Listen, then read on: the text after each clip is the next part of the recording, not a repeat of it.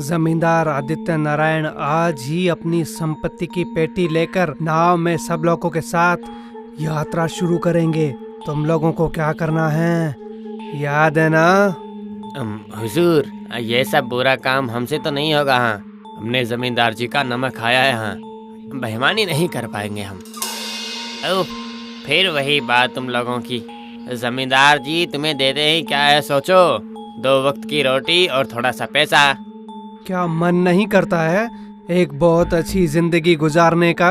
अपने परिवार को एक सुंदर जीवन नहीं देना चाहते हो? वो पैसा हम लोग तुम लोगों को देंगे, समझे? लेकिन हुजूर, हमें करना क्या पड़ेगा? ज्यादा कुछ नहीं। जहाज जब बीच में नदी में पहुंच जाएगी ना, तब हम लोग आदित्य को धक्के मार के पानी में फेंक देंगे। और आदित्य को तैरना भी नहीं आता है। बस नदी के बीच में वो चीखते चिल्लाते हुए डूबकर मर जाएगा और वो धन संपत्ति सब हम आपस में बांट लेंगे, समझे? लेकिन अगर जमींदार जी बच गए तो हम लोगों को खत्म कर देंगे, पता है? अरे हट, रेवती नदी में अभी बहुत पानी है, पता है ना? वहाँ अगर वो गिर भी जाए तो इस धरती पर कोई नहीं है उन्हें बचाने वाला जो उस नदी में से निकाल पाए। एकदम सही। तुम लोग बस हमारे आदेश के अनुसार काम करना, बस उसके बाद हमारी फतह है। वीरपुर के जमींदार आदित्य नारायण के विरुद्ध कुछ ऐसी ही परिकल्पना थी जमींदार के दोनों खास दोस्त विष्णु और भोला की। बहुत ही कम उम्र में पिता के गुजरने के बाद जमींदार आदित्य नारायण ने ही वीरपुर के दायित्व को उठाया था। ईमानदार आदित्य नारायण के पीछे उनके विरुद्ध कुछ ऐसा षड्यंत्र किया जा रहा था जिसके बारे में किसी को कानों कान खबर ही नहीं थी।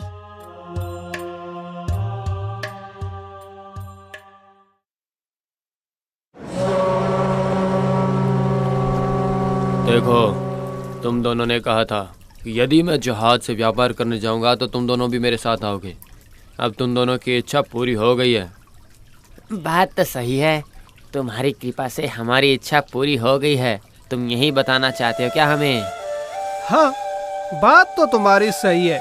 हम तो बहुत गरीब हैं, ये सब तो हमारे भाग्य में नहीं है। ये तो जमींदार जी की कृपा है हम पर। अरे तुम लोग ऐसे क्यों बोल रहे हो मुझसे? तुम लोग तो मेरे बचपन के दोस्त हो रहे। मैंने तुम दोनों के सामने कभी घमंड नहीं किया आज तक। सुन, ज्यादा महान बनने की जरूरत नहीं है। हम लोग अच्छे से जानते हैं कि तू बस हमें दोस्त कहता है, मानता नहीं है। आज तक तूने हमें कभी भी कुछ भी नहीं दिया है। तुम बचपन से हमारे साथ खेलते आ रहे हो ना। अचानक से जैसे ही तुम्हारे पिताजी गायब हो गए, तुम तुरंत जमींदार बन गए। इसे कहते हैं भाग्य।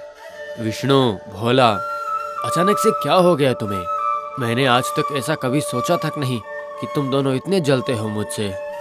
हाँ, जलते हैं। हम दोनों बहुत ज्यादा जलते हैं तुमसे। कभी कभी तो इतने जलते हैं कि तुम्हें मारकर तुम्हारी पूरी संपत्ति हड़पने का मन करता है हमारा। क्या? इतने दिनों से मैंने तुम दोनों को अपना बहुत अच्छा दोस्त माना था और तुम दोनों हो कि मेरे बारे में इतना बुरा सोचते हो? सच में?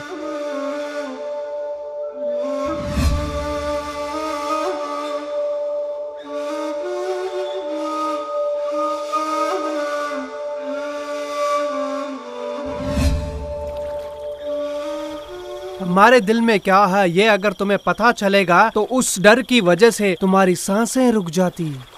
अच्छा आदित्य, अगर इस जहाज से तुम्हें धक्के मार के हम नदी में फेंक दे तो तू क्या करेगा?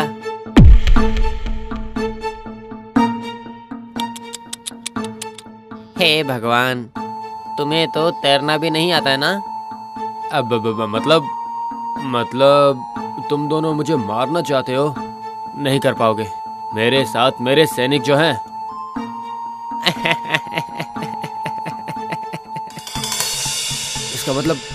इसका मतलब तुम सबके सब मिले हुए हो। नहीं, ऐसा मत करो। तुम लोगों को क्या चाहिए? मैं वापस जाते ही सब दे दूंगा तुम्हें। बस तुम लोग मुझे वापस जाने दो। तुमने हम लोगों को क्या इतना बुद्धू समझ रखा है? अगर हम तुम्हें वापस जाने देंगे तो तू क्या हम लोगों को छोड़ेगा? हाँ? जिंदगी में बहुत सुख शांति मिल गई तुमको, अब बाकी सब कुछ मरने के बाद मिलेगी। नहीं नहीं नहीं नहीं, नहीं मुझे मत मारो, कृपया करके मुझे मत मारो। भोला और विष्णु जैसे ही खुश होकर आदित्य नारायण को धक्का मारने गए, तभी अचानक से एक चमत्कार हुआ। नदी के बीच में एक भंवर सा बन गया और तुरंत ही उस भंवर से एक हाथ बाहर निकल आया।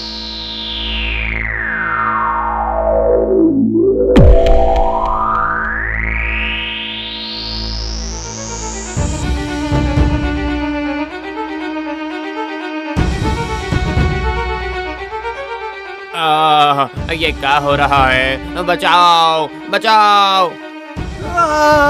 बचाओ, कोई है? बचाओ बचाओ।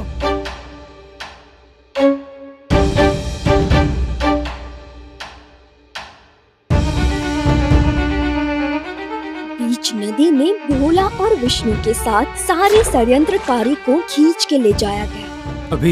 अभी ये क्या हो गया? नदी में से किसी अनजान शक्ति ने मेरी जिंदगी बचा ली, लेकिन क्यों बचाई?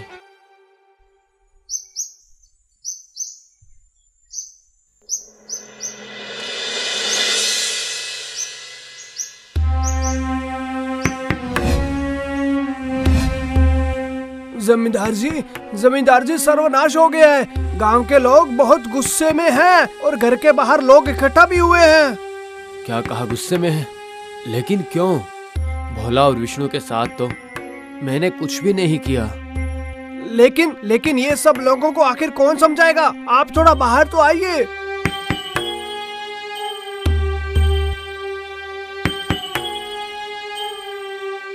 हमारे गांव के 2 नौजवान लड़के आपके साथ जहाज में गए थे, लेकिन वो वापस क्यों नहीं आए? हाँ जमींदार बाबू, आपको जवाब देना ही होगा। आपने उन लोगों के साथ क्या किया ऐसा?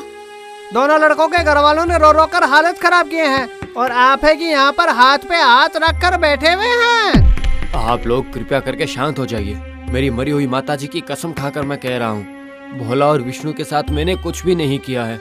उल्टा असल में वो दोनों मुझे मारना चाहते थे। क्या? ये सब आखिर आप क्या कह रहे हो? भोला और विष्णु आपको क्यों मारना चाहेंगे? मेरे साथ जो भी संपत्ति थी उसके लालच में वो दोनों मुझे मारना चाहते थे। हाँ, और सैनिक भी उनके साथ में थे। और जैसे ही वो मुझे नदी में धक्का मारने वाले थे, तभी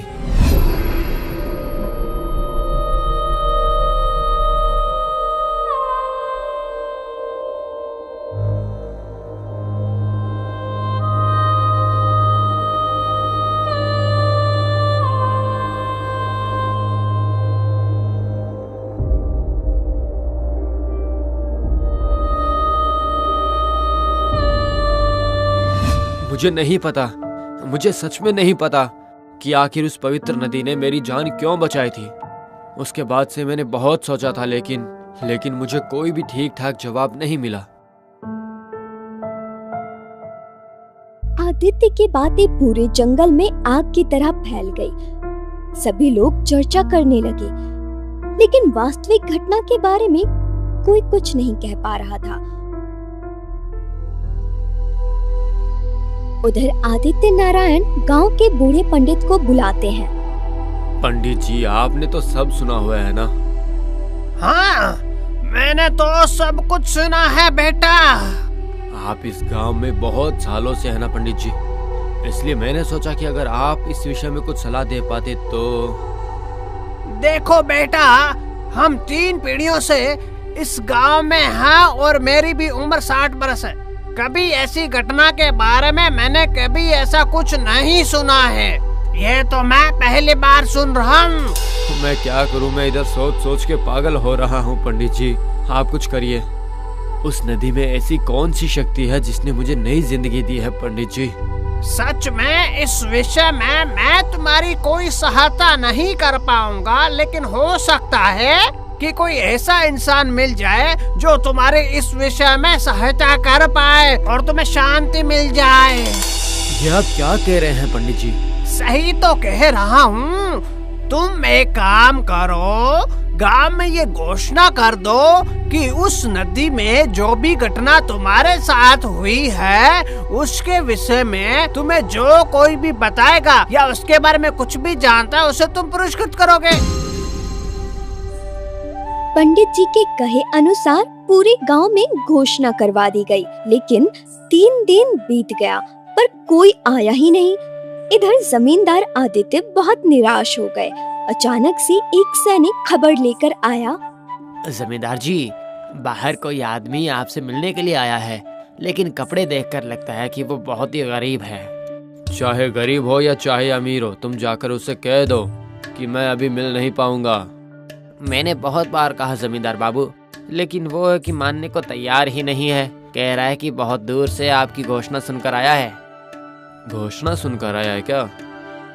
हाँ जमींदार जी, कह रहा है कि नदी के चमत्कार विषय के बारे में सब जानता है वो। क्या कह रहे हो? अभी जाके उसे अंदर लेकर आओ, जाओ जल्दी करो।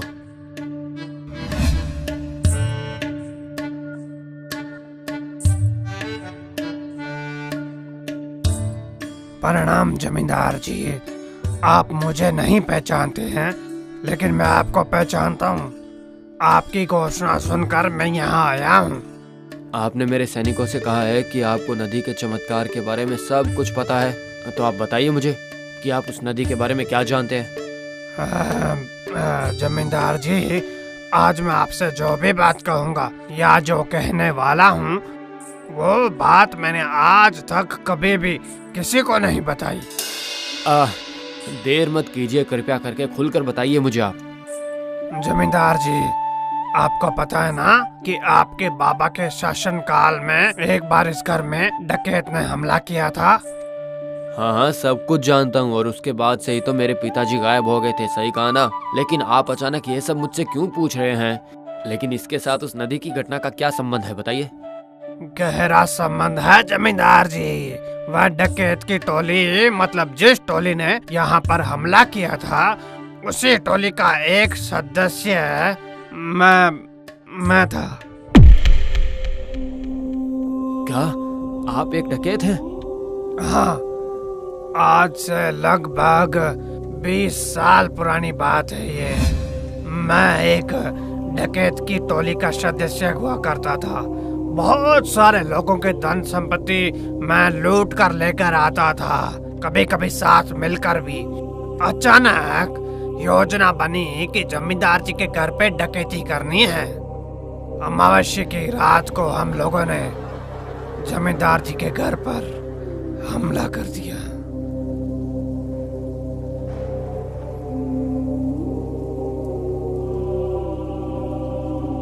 होशियार जमींदार, पहले ही बता देता हूँ, अगर जरा से भी हिले तो मैं तुम्हें जान से मार दूंगा। डकैत, डकैत! अरे सब कहाँ चले गए? डकैत आया है, डकैत! जमींदार जमींदार जमींदार, किसी को बुलाने से कोई भी फायदा नहीं है। तुम्हारे घर के सब लोगों को बांध कर ही हम यहाँ पर आए हैं। शैतान, बदमाश, तुझे क्या लगता है कि तू डरा धमकाकर मुझे नियंत्रित कर लेगा? कभी नहीं। बिना कोई शैतानी किए आप अपना संदूक हमें दे दीजिए, नहीं तो अच्छा नहीं होगा। याद रखना, आपका ये पूरा घर हम डकैतों ने पूरी तरह से घेर लिया है। तुझ जैसे तुच्छ डकैत की इतनी हिम्मत कि तू सूर्य नारायण चौधरी को डरा रहा है? हाँ, तुझ जैसे डकैत के सामने झुकने से अच्छा है कि मैं अपने आप ही मर जाऊं। हाँ,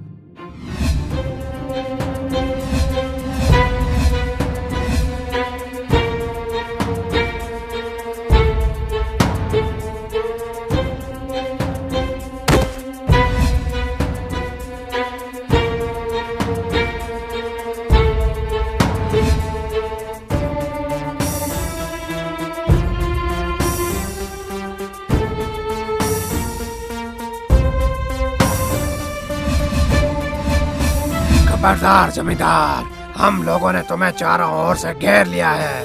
भागने की कोशिश बिल्कुल मत करना।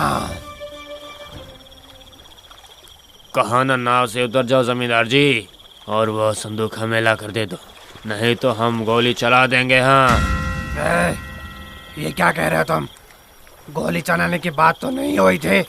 हमें तो बस वो संदूक चाहिए ना। गोली चलाने की या फिर खून करने की तो बात ही नहीं हुई थी। अरे ओ धर्मपुत्र युधिष्ठिर, हम यहाँ पर डकैती करने के लिए आए हैं, धर्म के विषय में चर्चा करने नहीं आए।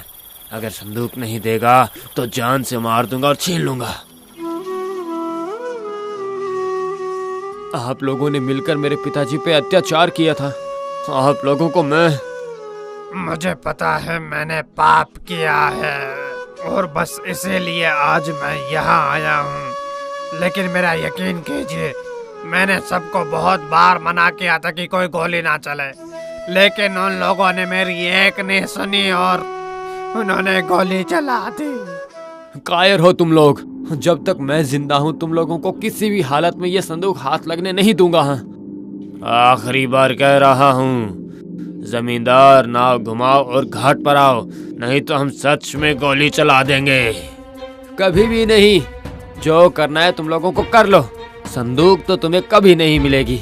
नहीं मिलेगी मतलब छीन लूंगा। ये देख, देख तू।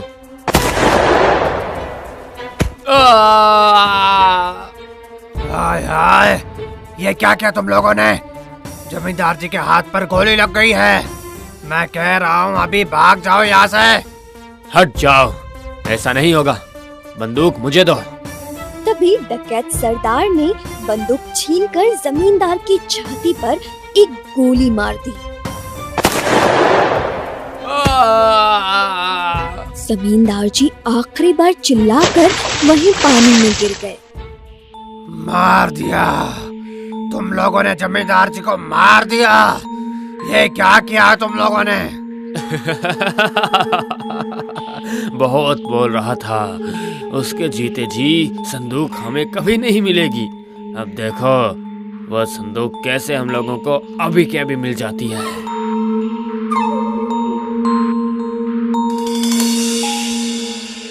नहीं नहीं, अभी मत जाओ वहाँ पे। देख, सूरज उगने वाला है। अभी भागना पड़ेगा वरना हम पकड़े जाएंगे। उस दिन हम भाग कर रहे थे, मेरे साथियों के मन में उस संदूक की मोहर की बात ही घूम रही थी। 2 दिन बाद मौका मिलते ही हम सब मिलकर उस नदी के घाट पर पहुंच गए थे। सुनो जग्गू, तुम घाट पर जाकर चारों तरफ नजर रखना। हम लोग संदूक को खोजने जा रहे हैं। खतरा देखते ही हमें सावधान कर देना तुम।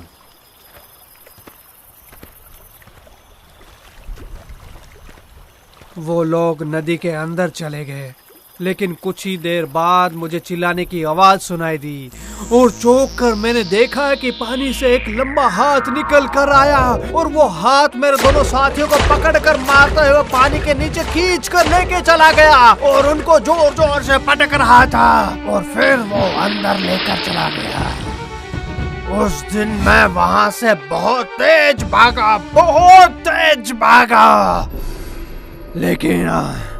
लेकिन उसके बाद मैं कभी वहां वापस नहीं गया। मतलब उस दिन मेरे पिताजी ने मेरी जान बचाई थी, है ना? और उन शैतानों को सजा दी थी। हाँ, ठीक कहा आपने जमींदार जी। आपके पिताजी उस नदी में संतुष्ट आत्मा बनकर रहते हैं जमींदार जी। आपकी रक्षा की उन्होंने। हम सब जानते थे कि पिताजी डकैत के डर से सारी संपत्ति लेकर यहाँ से भाग गए थे। बस यही नहीं, मेरी माताजी तो अपनी मृत्यु तक भी यही जानती थी। बस मुझे पता है कि हम सब आपके अपराधी हैं। शायद मैं कभी भी अपना सर उठाकर आपके पास नहीं आता, लेकिन पुरस्कार के लालच में आ गए थे तुम, है ना? मैं झूठ नहीं कहूँगा जमींदार जी। पुरस्कार के पैसे से सच में मेरा उपकार होगा, लेकिन मैं आपके सवालों का जवाब देना चाहता था।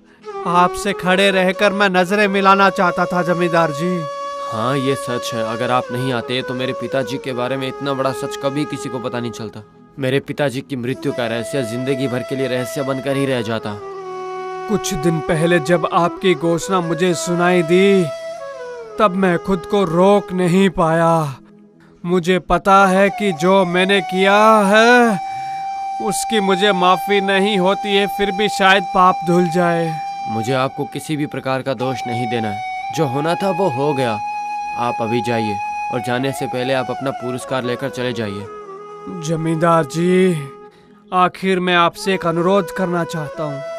आपके पिताजी की आत्मा उस नदी में ऐसे ही तड़प रही है आज भी। उन्हें मुक्त कर दीजिए, जाकर उनका अंतिम संस्कार कीजिए जमींदार जी।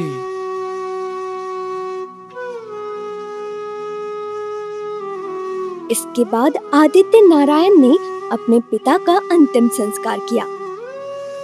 उस दिन के बाद से उस नदी में कोई घटना नहीं घटी।